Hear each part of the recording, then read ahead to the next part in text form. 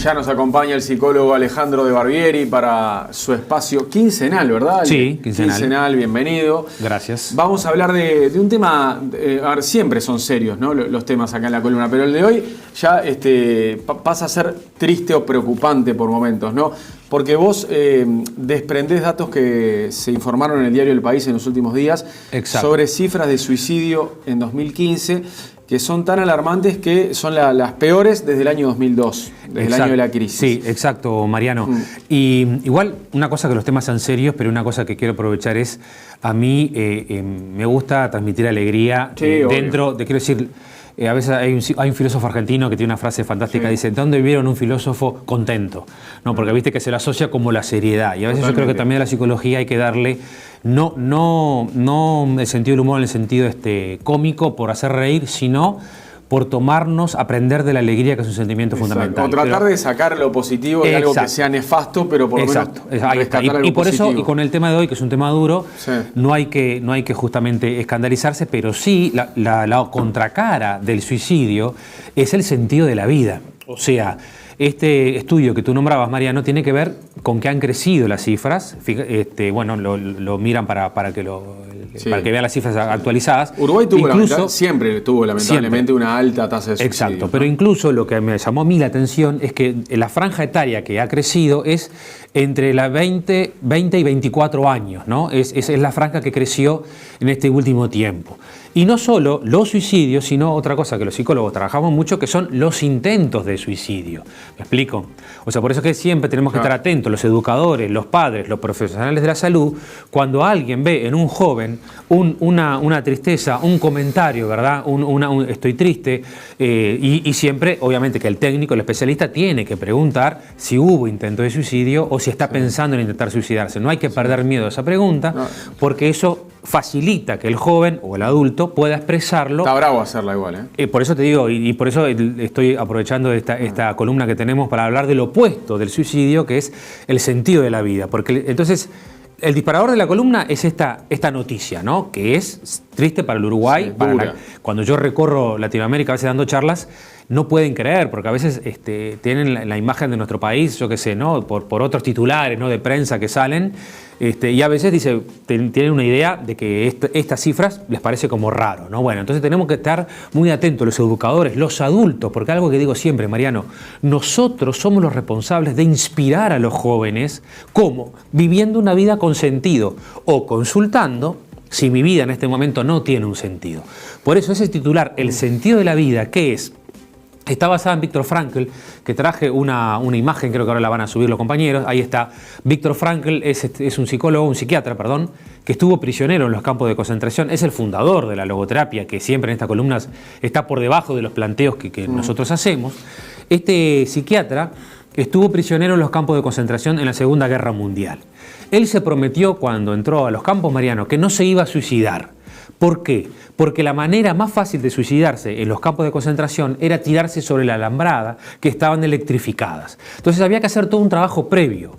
En la psicología del campo de concentración, la manera más fácil era corro, me electrocuto contra la columna y se acabó. Pero si yo veía que vos corrías y si yo te iba a salvar para que no choques contra la alambrada, el capo del campo, o sea, el nazi que estaba encargado, me mataba a mí también. Por evitar mi muerte. Exactamente. Dejaba que vos directamente te mataras y por yo intentar salvarte también me mataban. Entonces, todo eso generó una psicología, fíjate vos, que inspira a Viktor Frankl de la logoterapia, que es hacer un trabajo previo. ¿En qué? En el sentido de la vida. ¿Y dónde dice Viktor Frankl que encontramos sentido en la vida? Lo digo en 3 palabras. En los valores creativos, que es el trabajo. También en el trabajo sufrimos cuando no encontramos sentido en lo que hacemos. Por eso creo que en otra columna hace algunos días dijimos, el deber sin amor te hace malhumorado. En realidad la vida sin amor te hace malhumorado. Si yo cumplo en mi trabajo, pero no amo lo que hago, entonces tarde o temprano me voy a enfermar o voy a renunciar, ¿no? O voy a hacer algo para que me echen, me explico, sin darme cuenta. Igual hay un largo camino entre no amar tu trabajo y no encontrarle sentido a la vida. Por supuesto, exactamente. Hay kilómetros y kilómetros, ¿no? Pero puede haber, hay un desgaste previo, ¿no? Está muy buena tu pregunta, Mariano. Puede haber aburrimiento, cansancio. apatía, ¿no? Sí. Desgaste, enfermedades físicas, ¿no? Que el corazón, que fibromialgia, Claro. que depresión. Sí. Te lo digo porque conozco miles de personas que no aman su trabajo, pero la vida tiene mucho, tiene mucho sentido. Ahí para está, ellos. muy bien. Ahí Es más, la vida tiene sentido cuando no están trabajando. bueno, entonces ahí justamente tenés, vos sos el mejor logoterapeuta, sos vos que yo. No. O sea, ¿qué es lo que decimos nosotros a los pacientes? Si mi vida es solo el trabajo, entonces estoy en el horno. Si solo soy por lo que hago, qué pobre es mi existencia, Mariano. Mi existencia no se puede definir por ser un psicólogo que tiene pacientes. Entonces mañana no tengo pacientes, ¿no? O porque soy papá de mis hijas. Mañana mis hijas se van de viaje, se van a estudiar a otro país y quedo en Pampa y la Vía. Por eso el sentido de la vida trasciende, incluye el trabajo, pero lo trasciende. Incluye los vínculos, el amor, la pareja, los amigos, mi vida como adulto, más allá si tengo pareja o no, las amistades, ¿no? El amor, los vínculos, la alegría de que hoy nos despertamos y vivimos. Acabamos de ver esa tragedia que pasó en Niza ayer. Entonces ya el habernos despertado hoy es un milagro. Si cuando yo enfrento esto, un hijo, ¿no? Una tarea para hacer, me entusiasmo por la vida. Y por eso vuelvo a lo que dije hoy. Respirar para inspirar a nuestros jóvenes. Porque si tenemos en esa franja gente que está pensando en suicidarse, ¿verdad? O que ya lo hizo, o cifras tristes. Entonces tenemos que hacer un camino en el Uruguay de los educadores de poder trabajar en la prevención. Y entonces lo que decía Frank era que lo importante era laburarle la cabeza a su compañero de campo lo que antes decía, de que empezara la carrera hacia el alambrado. Muy bien, lo que decía Víctor Frankl era, no podemos elegir salir del campo de concentración, pero mientras estemos acá, también puedo elegir cómo vivir, porque no sé si mañana me van a liberar o no. Y al final, obviamente, él sobrevivió, ¿no? Por eso pusimos esa otra placa, que el sentido de la vida, la salud se mide en proyectos, que es una frase de Alejandro Rosichner, un filósofo argentino. Cuando yo tengo proyectos, ¿no? Estás vivo, tenga la edad que tengas. Si tengo 20 y no tengo proyectos, no tengo ganas de vivir. Si tengo 80 y se muere al abuelo, se le muere la abuela, el abuelo se entrega y empieza a tener enfermedades que antes no tenía. Fíjate vos lo que puede un vínculo. Entonces, el proyecto de vida, el sentido de vida, la ilusión, ponernos ilusiones, ponernos metas, nos ayuda a celebrar la vida y a no desgastarnos. Y si estoy pasando por un momento triste, agarrarme de los vínculos, me explico, consultar, por supuesto, en el caso estamos hablando de un caso grave, de una depresión para un suicidio, se tiene que trabajar con psicólogo, con psiquiatra, me explico, con un equipo, ¿no? Para ayudar a la persona a salir adelante. Porque mucha gente intenta suicidarse y eso no quiere decir que se va a matar, me explico, que es otro prejuicio que hay. Y el último camino, me falta el tercero. En la primera dijimos el trabajo, la segunda los vínculos, el amor. Y el tercer camino con el cual puedo encontrar sentido a la vida es el sufrimiento, o sea, tomando una actitud frente a lo que me pasa. Eso es lo que dice Víctor Frankl. Yo no puedo elegir salir de acá, a veces no puedo elegir curarme de una enfermedad, pero puedo elegir con qué actitud la enfrento. Y también con los hijos, cuando el dolor le encontramos un sentido a mi sufrimiento, yo me doy cuenta que sufro yo, pero no evito que mi hijo sufra, porque le estoy evitando que crezca si evito el sufrimiento. Por eso a veces los intentos de suicidio también tienen que ver con un psiquismo frágil. ¿Qué quiere decir eso? Que si como padres lo fuimos exonerando de pequeños sufrimientos, cuando le pasa algo importante se viene abajo, ¿me explico? Cuando la novia lo deja o cuando pierde un trabajo, le es mucho más difícil salir a buscar otro trabajo, ¿no? Porque había puesto como toda la energía ahí. Por eso el sentido de la vida tiene que ver con el futuro, tiene que ver con los proyectos, tiene que ver con qué imagen nosotros le estamos dando a nuestros hijos. Porque hoy, cuando nosotros lleguemos a casa, a veces hago con un juego con los padres, le digo a los chiquilines, a los padres, que lleguen de noche a casa, lo podemos hacer hoy para los que nos estén escuchando, y poder sentar a nuestros hijos y poder decirle, no sabes lo lindo que me fue en mi trabajo, ¿sabes lo lindo que me fue en el Observador con Mariano? No vi la columna, papá, dame, te la voy a mostrar. Y de esa manera le estoy transmitiendo a mi hija que amo lo que hago.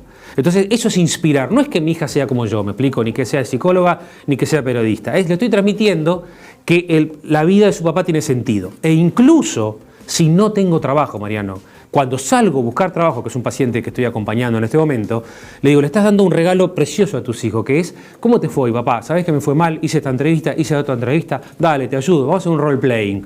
Vamos, cambiate la camisa, papá, ¿no? Ponete un saco. Le estoy enseñando, eso le decía yo a mi paciente, ¿no? Para que, porque no tenga trabajo, no se quede sin sentido de vida, ¿me explico?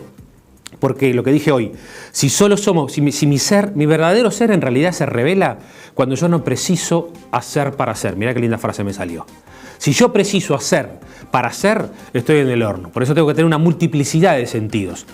¿Vamos bien? Tu familia, tu trabajo, el fútbol, el deporte, ¿no? Lo que hagamos, para tener multiplicidad. Porque si no quedo víctima de que solo soy una cosa. Entonces quedo más frágil existencialmente. Creo que teníamos otra frasecita para subir. Ahí está. Entonces, el opuesto al sentido de la vida es el vacío existencial, que es cuando nada te llena. Y ahí aparecen las adicciones y las compulsiones, Mariano.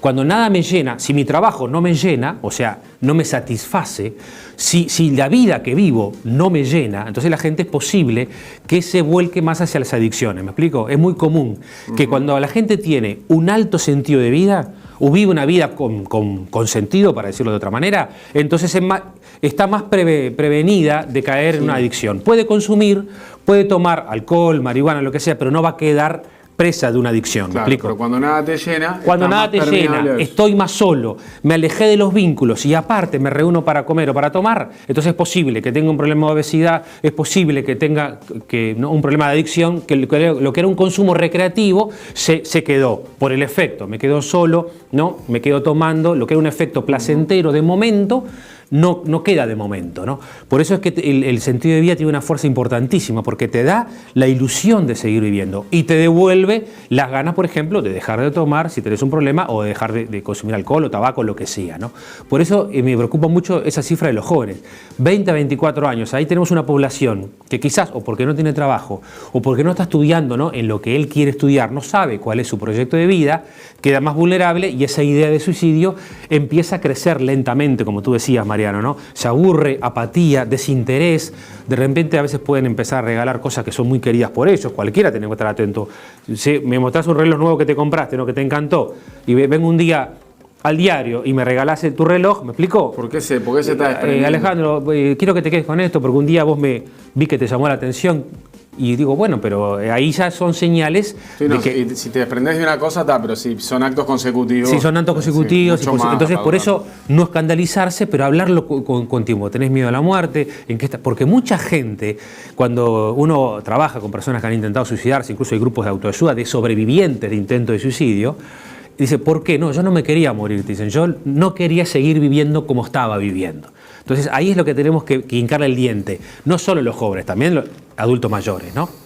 Bien. No, me pareció... No sé si queda una última. Sí, educar para el futuro. Educar para el futuro, ahí está. Educar para el futuro, ¿qué es? Agarrar futuro, ¿no? Freud, del psicoanálisis, nos enseñó que si yo reprimo mi pasado, puedo enfermar. Me explico, si reprimo algo que me pasó cuando era chico, por decirlo así, se puede manifestar en síntomas en mi vida adulta. Pero también podemos reprimir el futuro. Y reprimir el futuro es cuando no sé para dónde ir. Por eso, Ortega y Gasset dice que uno crece colisionando con el futuro, ¿no?, con lo que yo deseo, con las aspiraciones, con los sueños. Y eso me parece que es una cosa que ahí sí aparece de vuelta la alegría, ¿no?, lo que dije hoy. Inspirar a los jóvenes para poder decirle que hoy, cuando yo le digo, no sé lo lindo que me fue el observador, le estoy diciendo a mis hijas, vení, que está muy lindo vivir, vení, crecé, que este lugar donde yo estoy es el lugar más lindo, no quiero estar en otro lugar que acá. Y si hay otro lugar que me puedo hacer feliz, me voy mañana, Mariano. Siempre le digo así a mis pacientes y a las charlas donde hay. Si hay otro lugar donde vos podés ser más feliz, te vas mañana. Pero si yo elijo venir acá, nadie me exprime, ni mi mujer, ni el diario me exprime. Soy libre y elijo la vida que vivo. Entonces decido. Y eso le transmito a mis hijas o a mis alumnos las ganas de vivir, que me parece la obligación. Quería terminar así con esta parte así más entusiasta, porque como la noticia es triste, no tenemos que caer en la apatía, ¿no?, en que siempre lo mismo, pero son noticias, son números que hablan de que no estamos mejorando en eso, ¿no? Muy bien, Alejandro.